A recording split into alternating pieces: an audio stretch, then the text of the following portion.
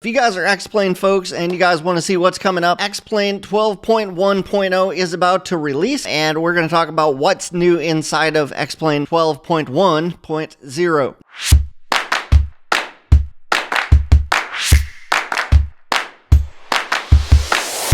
If you're like me, you went straight to your computer, to your PC, and you tried to update because you're excited after you saw this email and were like, whoa, look, check this out. I can go get the newest version. It's got all this cool stuff that we're about to talk about. Realized that it was not available yet. So I will start with this. This release is currently being tested internally. So you cannot get this yet. It's kind of hidden in there. If you're one that wants to scroll through excitedly like me. And we look forward to releasing it as soon as the public, as a public beta soon. So eventually this will be available and you might be able to get your hands on it. But let's talk real quick about what is coming up. What are you guys going to be able to get? What do you guys have to look forward to? I think the graphics for X-Plane 12 are already pretty decent. They're coming along pretty good. It depends on the airport that you're flying at, and it really depends on what the situation is. So they've got new weather graphics in there, and I think that's cool. But I don't necessarily look at it and go, the graphics are that much better than 11. They've really put a ton of time into the Portland area, so it does look better. A lot of the airports do look pretty decent right out of the box as well. So let's focus here. Cloud shadows in the water. Probably not something that I would really think of while I was trying to land. You're not going to look out and go, hey, look at that cool shadow over there. It is a nice little detail. Let's talk about bloom. Lighting effects, some more natural AI looking lens flare-y, think the sun, a solar eclipse, neat looking lighting effects. That's what we're going to get out of this, okay? RCAS, better looking graphics, softer, less aliased ground shadows, which kind of moves right into the next thing we're going to talk about. It's just an AI improved graphics accelerator. In computer graphics, a technique used to add greater realism to a digital image by smoothing jagged edges on curved lines and diagonals. So to me, I kind of thought about it this way. Think if you're a Nintendo user, what was things like back when Nintendo Wii, potentially the Wii U, probably more so the Wii or Nintendo GameCube, things looked more jagged. They were just more cubed out, right? So you could see those polygon shapes that were out there. All this is kind of bringing things into the age of the Switch. It's bringing things more up to date, and it's using that AI to really smooth those jagged edges out and make it look better, okay? So coming back here, we're looking at MSAA plus FXAA combined. If you're wondering what all that is going to do, it's basically going to kind of make things look even more better. So let's look at this FXAA versus MSAA. Which one's better? It doesn't matter because now they're both there. But MSAA offers superior visual quality with fewer artifacts on screen than other methods. However, it's much more demanding on resources, so a more powerful GPU is required to take full advantage of this feature. So either way, you're gonna want probably more of a computer, more of a GPU or graphics card. Improved CPU performance thanks to our new modern collectors. So really what this is doing is it's going to kind of give you the best of all worlds. So even if your CPU can't handle it or your GPU can't handle it, what it's going to do is look at that and go, this guy doesn't have a very good GPU, or this dude doesn't have a good graphics card, or this guy's CPU sucks, or it's good. It's based on whether it's good or bad. It's going to draw things in at the right given time so that you don't have any less performance while you're flying the aircraft. So better water opacity and turbidity, new screenshot utility that controls the depth of field and exposure in real time.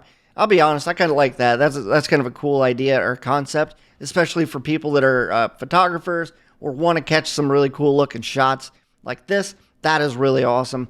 That depth of field is what's going to bring the foreground into into more clarity and more focus, and then the background's going to be more portrait-like with that out of focus look there. So I really like how that turned out. So now you're going to be able to see cool things like sparks from pavement collisions. I think that's kind of cool. Ground spray from aircraft wheels and engines. They're really going to beef up kind of those extra little details. This is one of my favorite, the brownouts, the whiteouts while flying helicopters. As a CH-47 helicopter driver, or something I did in a previous life here, I find that that's going to be really cool. That actually kind of makes me want to get out there with a CH-47 simulator and start flying and see how well it works. And I might just do that because that was something that we did. I flew in Afghanistan and we did dust landings. We did sand landings all the time. We also did whiteout landings in some circumstances while it was snowy up, and turns out Afghanistan does get snow. I'm talking about the thick stuff where you can't see anything. It is blinding to fly in the kind of crap that I flew in. This is light, so I'm hoping that they have like literal blinding whiteouts and brownouts. I think that would be so awesome. That's cool. Let's talk about the systems updates. I'm not going to get too much into this, but they basically are updating a lot of things to the G1000, ADS-B simulation, the storm scope, traffic map, airport METAR flags, NDB, VOR flags, kind of bringing it into the current age. G1000 plugin interoperability, Glass Avionics via plugin. This is the API that we're talking about. So it's basically code that allows software to talk to each other. So they're opening up that API and allowing, making it easier for third-party developers to integrate custom glass avionics into their aircraft, which is going to be great. That's really going to pave the road for more aircraft to be using different and better glass avionics like the G3X Touch. Looks like a new autopilot, so they got some new stuff coming along there.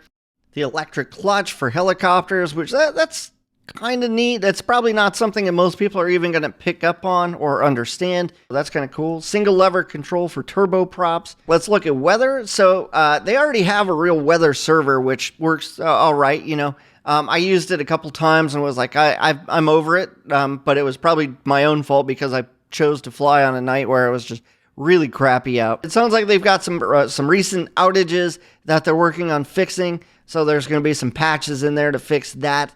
Real weather METAR parsing improvement and minor bug fixes for odd-looking real weather data, also meaning less Minecraft clouds, which is one of my big gripes since the beginning was I just never liked the way that the clouds looked. I always thought they looked funny. This one's kind of neat. I'm not really sure what to think of this until I see it, I think. So they have a new physics-based camera, which is going to be coming out in 12.1.0 or another upcoming release. So it might not actually come in this one.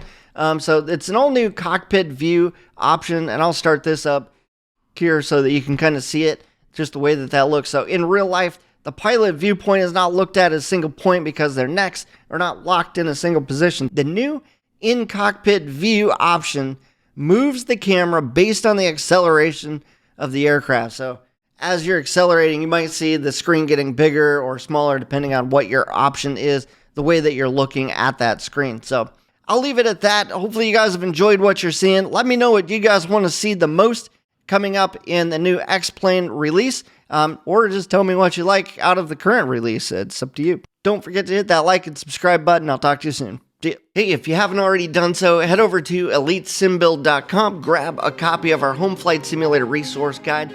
Do that thing where you click the button, give us your email address, and we will send you a copy of our simulator guides where you can get the resource list, the avionics reviews, a panel blueprint, so that way you guys can send that off to your panel guy, get all the parts and pieces that you need. You'll know exactly what software to pick up so you can get your Cessna 172 flight simulator built today.